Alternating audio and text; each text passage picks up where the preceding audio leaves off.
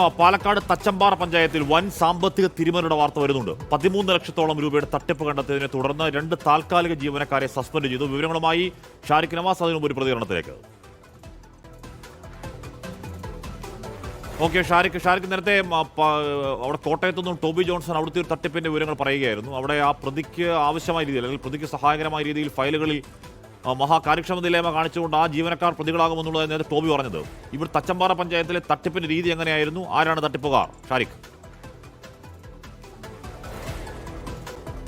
ഹാഷ്മി, ഈ കേന്ദ്ര ധനകാര്യ കമ്മീഷന്റെ ഗ്രാന്റ് വരുന്ന ബാങ്ക് അക്കൗണ്ട് പഞ്ചായത്തിലെ അക്കൗണ്ടന്റ് പരിശോധിച്ചപ്പോഴാണ് ഇത്തരത്തിൽ തട്ടിപ്പ് നടന്നത്. അതായത് ഇതിൽ നിന്ന് വലിയ തുക പിൻവലിച്ചതായി കണ്ടെത്തിയിരിക്കുന്നത്.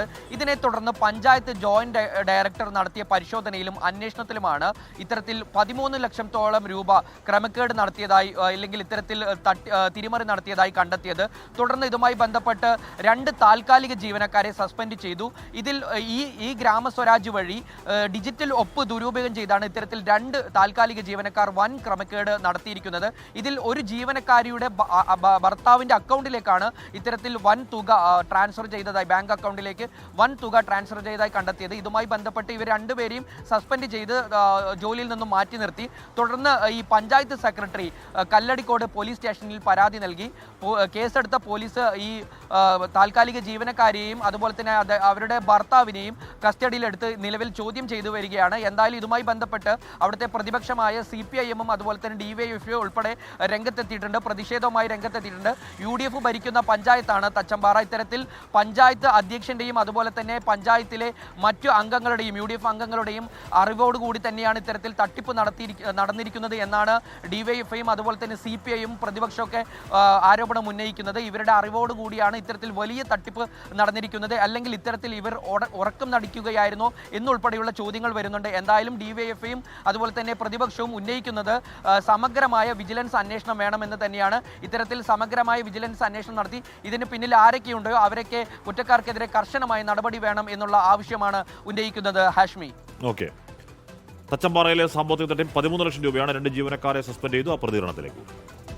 തച്ചമ്പാറ ഗ്രാമപഞ്ചായത്തിലെ ഒരു താൽക്കാലിക ജീവനക്കാരി അവരുടെ ഭർത്താവിന്റെ പേരിലും ബന്ധുവിന്റെയും പേരിലുള്ള അക്കൗണ്ടിലേക്ക്, ബാങ്ക് അക്കൗണ്ടിലേക്ക് പല സമയങ്ങളിലായി 25-26 വർഷം മുതൽ പല സമയങ്ങളിലായി 13 ലക്ഷം രൂപ ട്രാൻസ്ഫർ ചെയ്തിട്ടുണ്ട് എന്ന് ഇവിടെ ഡിപ്പാർട്ട്മെന്റുമായി ബന്ധപ്പെട്ട വിജിലൻസ് ഉൾപ്പെടെയുള്ള സംവിധാനങ്ങൾ വന്ന് അന്വേഷിച്ച് കണ്ടെത്തുന്ന സാഹചര്യമാണ് ഉണ്ടായിട്ടുള്ളത്.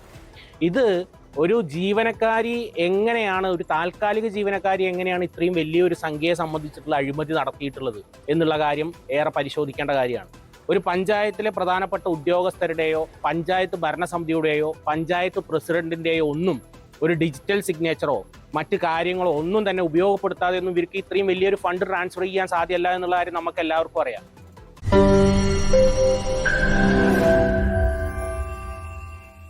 ലോകത്തെവിടെയായാലും ഏത് സമയത്തും 24 വാർത്തകളും ഓഗ്മെന്റഡ് റിയാലിറ്റി പാക്കേജുകളും എക്സ്പ്ലെയിനറുകളും വിശദമായി കാണാൻ ഞങ്ങളുടെ YouTube ചാനൽ നിങ്ങൾക്ക് സബ്സ്ക്രൈബ് ചെയ്യാം.